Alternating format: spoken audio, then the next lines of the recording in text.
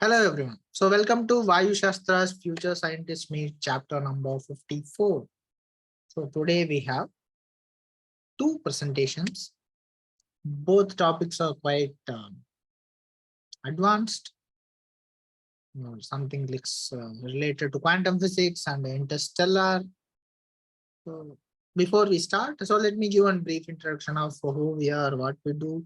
So we are Vaayusastra Aerospace and IIT Madras Incubated startup, a registered space tutor of ISRO and academic partner of Aerospace and Aviation Sector Skill Council.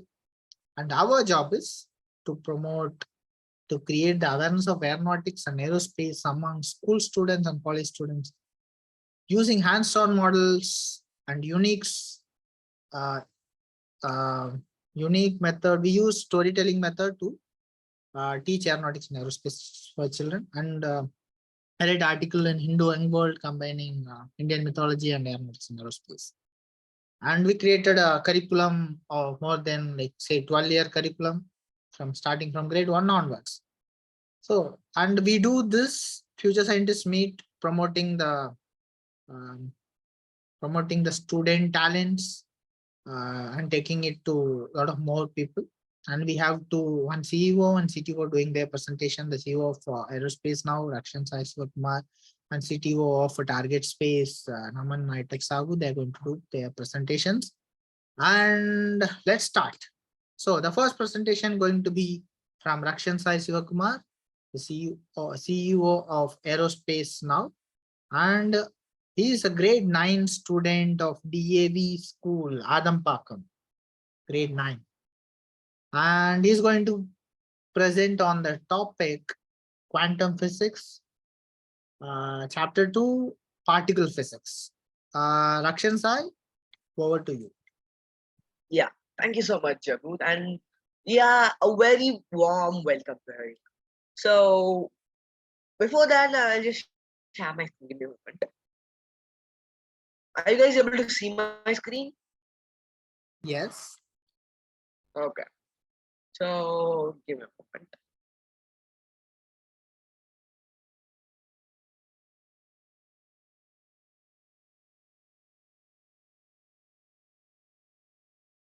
Yeah. So starting on, before moving directly into the topic, I've actually given a brief introduction to the quantum physics in the last chapter. So but I think it's been a while. So instead of just moving on, I just give again a refresh or a recap on the same chapter. So shall I? Yep. Back to the starting of quantum physics. What particle physics? So particle physics is the basics, the fundamentals of the so-called quantum physics. So let's refresh a bit. Quantum physics is the study of subatomic particles and tiny particles, starting from subatomics, atoms and molecules, and particles which are even smaller than that. So we've also seen about the Bell's theorem, that how a body will act and how Einstein opposed it. We've also seen about the Schrodinger's equation, a conservation law, and the Feynman diagrams, and we've also seen a bit about neutrinos. So in this chapter, we'll revise a bit more, stating about particle physics. So what are we going to see in chapter 2? The map of particle physics, standard model, fermions, bosons, conservation laws, neutrinos, and law of neutrino behavior. Let me tell you one thing. This might be a bit too much for some of you guys, but so if you have any problem, you can always reach out to me at aerospace@gmail.com, and Clear your doubts. It's just open to all because I know this is a confusing topic. Starting with it, the map of particle physics.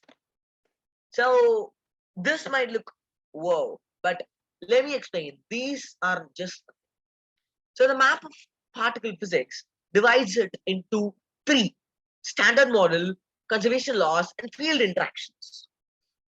So what are these? The standard model are just the particles which are present everywhere around us. All the subatomic particles are divided into a table, like the periodic table, where all the atoms, where all the elements are divided. The standard model contains all the most of the subatomic particles given we know. The conservation laws are nothing but when a chemical reaction or any reaction or anything takes place, the amount of something present in it before the reaction will be always equal to that after the reaction. This is everything that conservation law states. There are a lot of conservation laws, but all of them give the same meaning. What is it? The amount of matter, okay, let's say X present in substance Y before the reaction will be equivalent to the amount of X present in the object Y after the reaction. Whatever the reaction may be and however it goes, it will be conserved. So field interactions are actually not very important, so we're just going to omit it. But I'll just give a small introduction to this field interaction as I give for the standard model and conservation laws. The field interaction is that only, let me tell you like, how do I say? Some bodies react with only some other bodies and with only some other fields. Fields are like electromagnetic field, gravitational field, magnetic field, strong nuclear field, weak nuclear field, Higgs particles field, and there are so on. So some, as I said, some bodies react with only some fields. It's like, yeah, putting one into one ball. We can't put an app. Let me tell like this: we can put an apple into a box, but we can't try to put an elephant into the same box.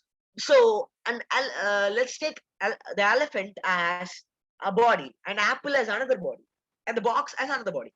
So, apple can stay inside the box.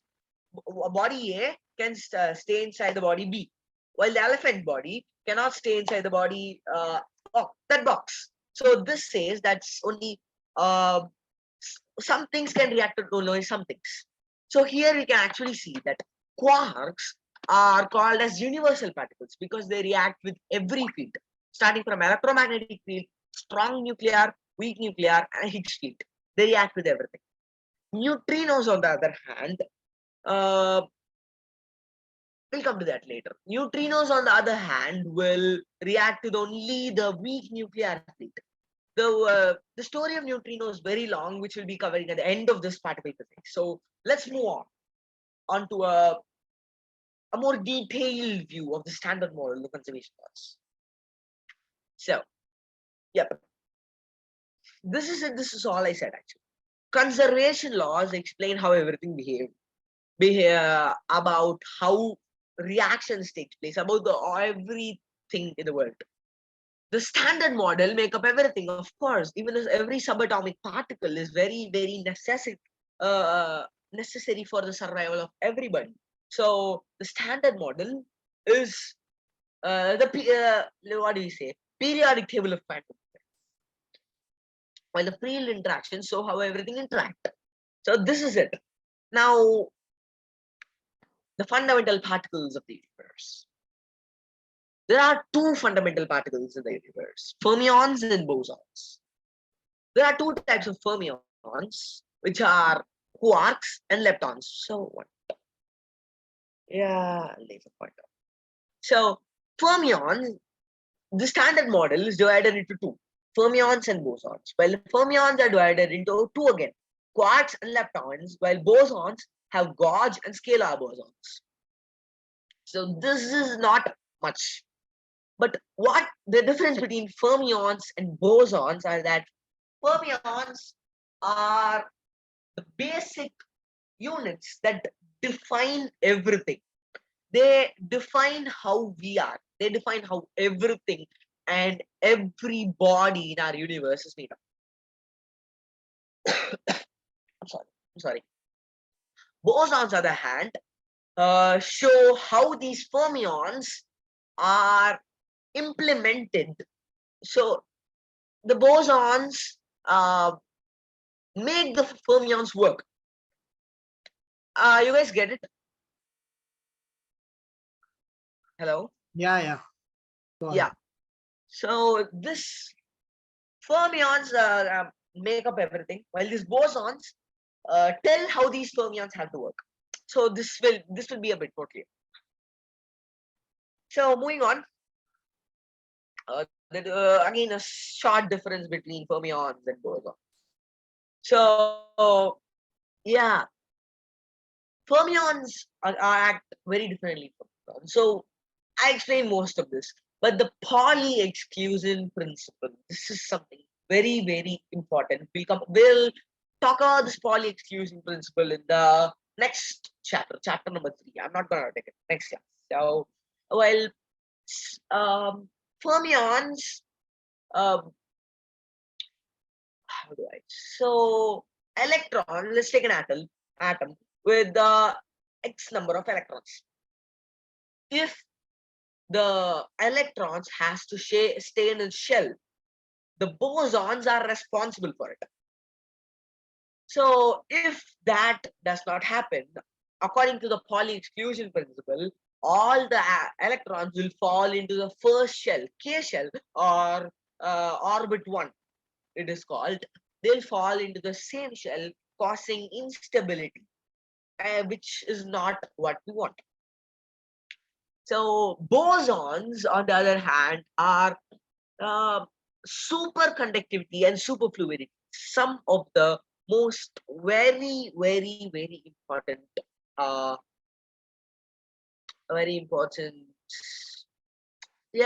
things in quantum physics. Superconductivity. So what is superconductivity? So superconductivity is some metals, some materials can conduct DC current without losing any energy when they are cooled below a certain temperature. So let me say this: any how do I say? Any material. Let's take any material. Let's take metal, which can metals conduct good.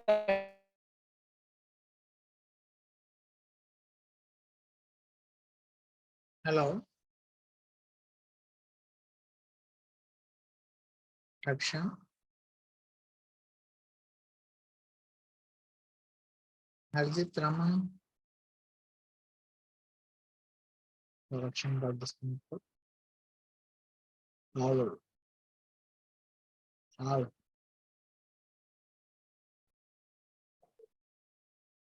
Sorry. So conservation laws. So conservation laws explain how different particles interact with each other.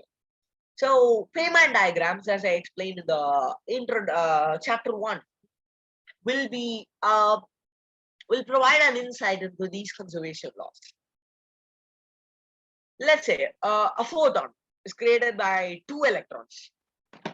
This will create a parity due to quantum spin inversion. This actually will be equal to the amount of energy radiated by the 2 electrons. This is an example of conservation law. There are actually a lot of conservation laws. This conservation law states nothing but amount of something present in something else will always be equal to the amount of the something presenting in something else in the same equation or in the same flow. If this is the conservation law. So we have 3 very common forces: weak nuclear force, strong nuclear force and electromagnetic force.